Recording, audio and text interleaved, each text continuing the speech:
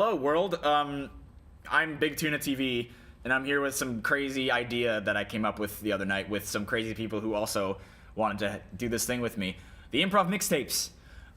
Yeah, what this is going to be is pretty much some long-form scenes with no real format.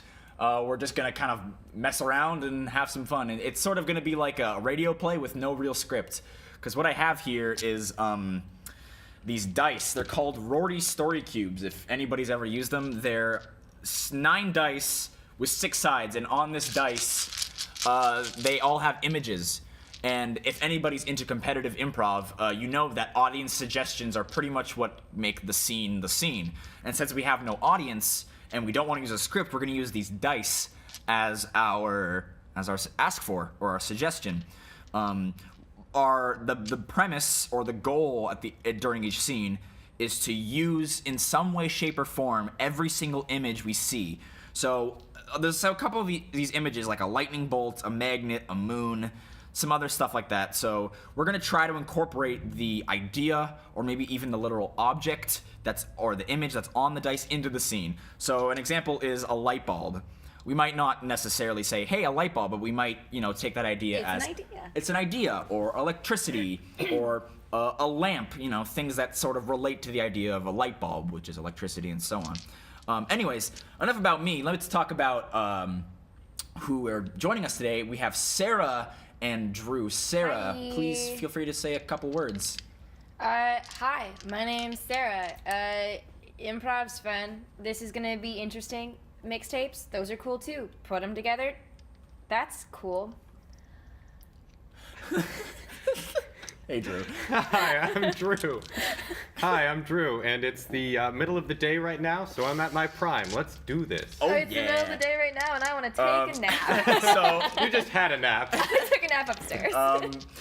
So we're gonna roll the dice in just a moment, and we'll read out to you everything we see on the dice. And whether you believe us or not, doesn't really matter to me, because as long as we believe that we have done the job as improvisers, and completely do this unscripted, I'm satisfied. So I hope you will take our word for it that this is completely unscripted. What a great Christmas message. I don't care if you believe. Yeah. As long as we believe. Yeah, I mean, you're listening to this right now, so I'm already taking up your precious time, but thank you for tuning in. Anyways, expect the unexpected. There's no real format. This is the pilot episode. Anyways, enough of us talking about shit. Let's do some shit. Okay. All right, so here I'm gonna roll the dice, and we're just gonna go for it. So here we go. Okay, let's see. Oh. We have a key. All right, in no particular order. The things we see here are a building, a rainbow, a little man with a sleeping Z's, a magnifying glass, a sheep, a key, a magic wand, omnidirectional arrows, and a lightning bolt, or thunderbolt, whatever the... It's a lightning bolt. Lightning. It's a lightning bolt. Thunder Okay. doesn't have a bolt. Whatever. Okay, so now we're gonna take one of these cubes and make it our suggestion. So which one are we gonna do? Let's taste the rainbow this time. Let's taste the rainbow. So we're going off a suggestion of rainbow, and we'll see this scene in 5, 4, 3, 2, 1.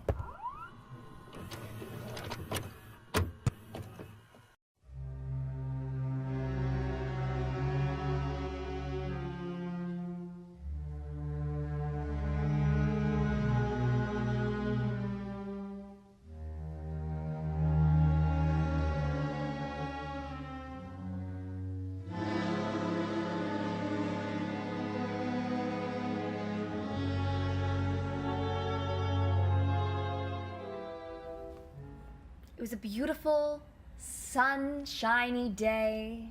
The birds were chirping. The cicadas were buzzing. It was the perfect temperature of warm, where it wasn't too hot to make you sweat, but not quite cold enough for you to need a sweater. Then suddenly, the darkest storm clouds rolled in and took over the sky.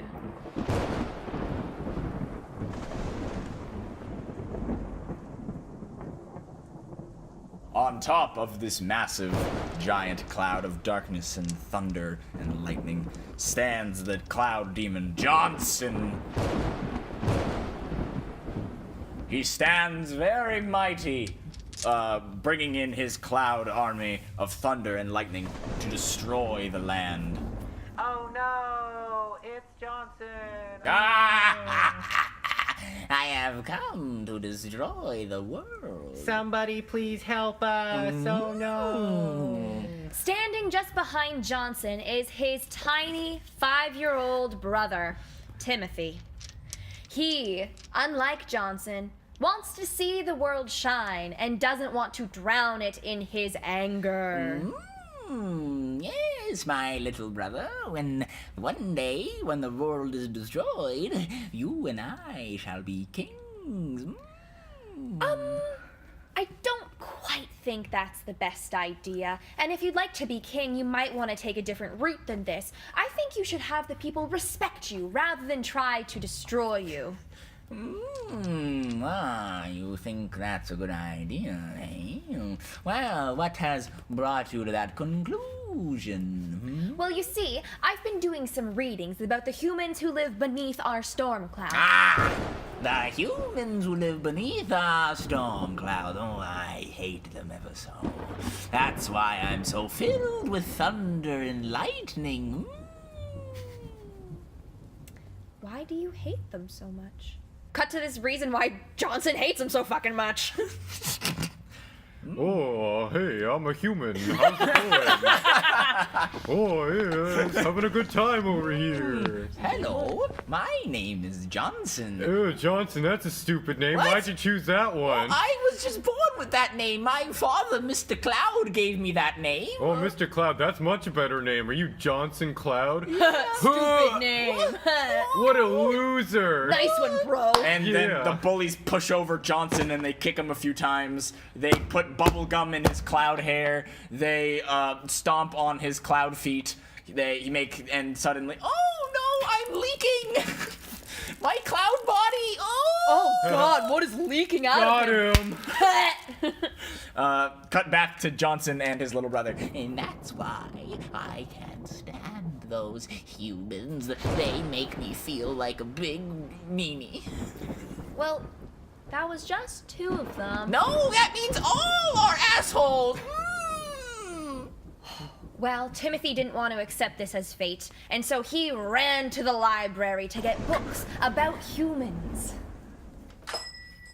Oh, welcome to the library. What can I help you with today, Timmy? I'm looking for books that prove that humans are good. Oh, you're looking for one of those books. Sadly, they've actually been outlawed ever since Johnson took over from his father, Mr. Cloud. God damn it, Johnson! Please don't raise your voice in the library. God damn it, Johnson. Raise it a little higher. God damn it, Johnson. Just right. Thank you.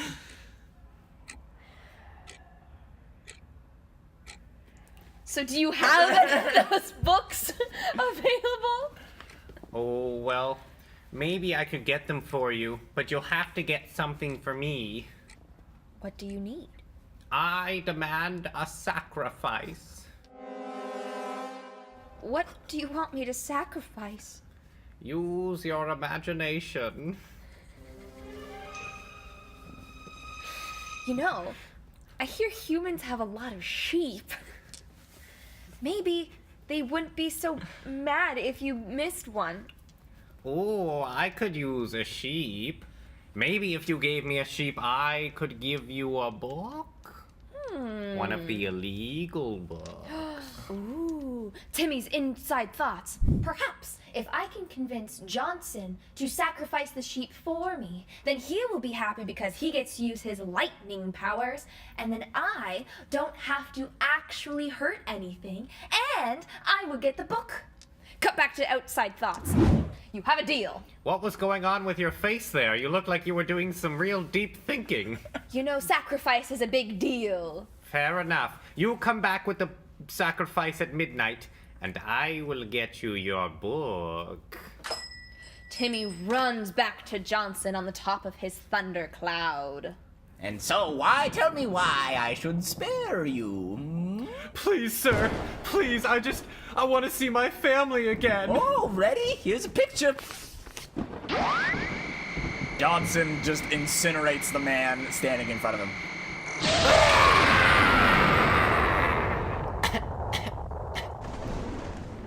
That felt good. Oh, Timothy, you're back. Have you changed your mind and ready to be evil with me? Yes! Oh, I knew you would come around. I'm glad the smell of burning human has finally changed your mind. Oh no, now nobody can help us. Well, the thing is, Johnson, I want you to teach me. Can you teach me how to throw a lightning bolt at someone or something just for practice? Oh my goodness, I would never thought the day would come. Come here, come here. Johnson and Timothy walk to the edge of the evil cloud. Look down there. Do you see that orphanage? No, but I do see a farm. No, turn just right there. There's an orphanage full of very sad children. Oh, that's so weird. I must have forgotten my glasses at home because it just looks like a farm to me. A farm? No, Timothy, you must find all the good in the world and innocent and destroy it. That's what being a cloud demon is. Pass the ball to me, Jimmy. We're having such a great time here. See, you with your cloud hearing, you can hear all the good voices, which is even more enjoyable as they die.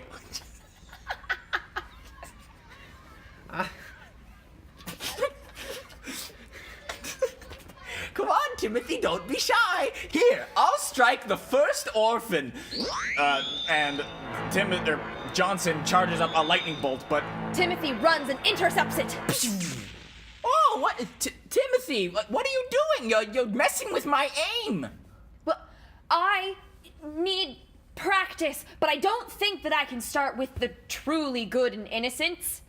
Oh, come now. Good and innocence is the prime targets. Look, it's almost nighttime. Soon they'll be sleeping. The best time to get them. What about instead of destroying them actually, we can give them nightmares to destroy them internally, then they wouldn't have to die.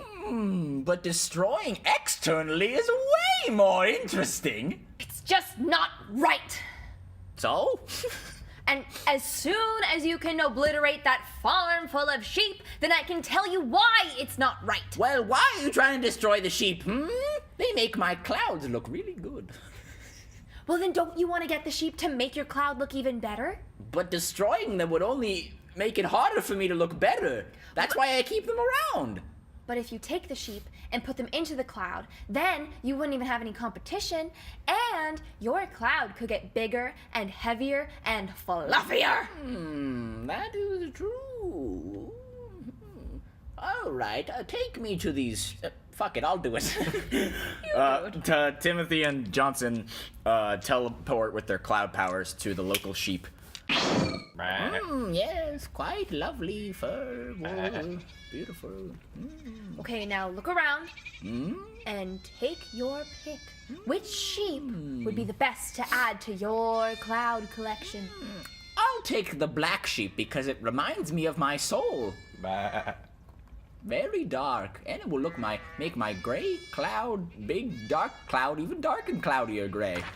Hey, who's that on my property? You messing with my sheep? Nope. No, sir, I promise. And if you let us just take one of your sheep, we promise good rain for all of your crops during harvest season. Or I won't destroy you, pick. Don't make me get my pitchfork out. Timothy, why shouldn't I destroy this man? Because you are the thunder god. Yeah. And if you just use your power willy-nilly, It's fun. then you taking his sheep isn't going to benefit your cloud. Fuck it, I'll just take the sheep. Fuck you. Get back here. Why are you flying so far away? I can't reach you all the way up there. Oh, they're out of earshot now. Bye. On top of the cloud, Timothy and Johnson have the sheep. Into the cloud you go.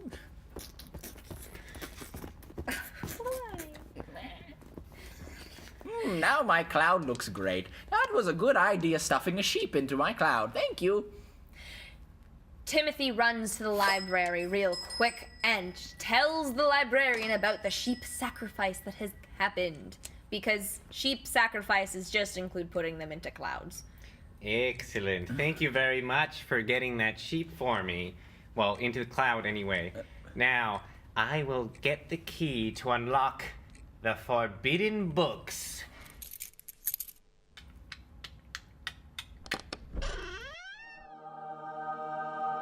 And here you go. The tome of ancient human knowledge. Just for you. But don't tell anybody, especially not your brother Johnson. I would never do that. Good. Timothy grabs all the books, runs back to Johnson, exactly like the librarian said not to do, and shows Johnson all the proof that humans are good and don't deserve to be destroyed with your terrible lightning. Oh my. Oh my, oh my. I did not know that humans could be so kind to one another. Perhaps my ways of being an asshole and destroying things was rather dark and gloomy of me.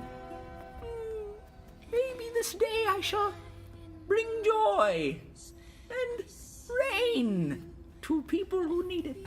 And Johnson parted the clouds and brought a rainbow and sunshine on that sad orphan house that he was planning to destroy. Oh boy, the ball looks so much better in this weather. Oh, my old sad heart has been touched by the magic of joy. Maybe, Timothy, let's go find some other place to make happy. I like that idea very much, Good. Johnson. Can I destroy one more thing before I change my mind completely? You know what? Yes, you can. Thank you. Bye, orphans! No!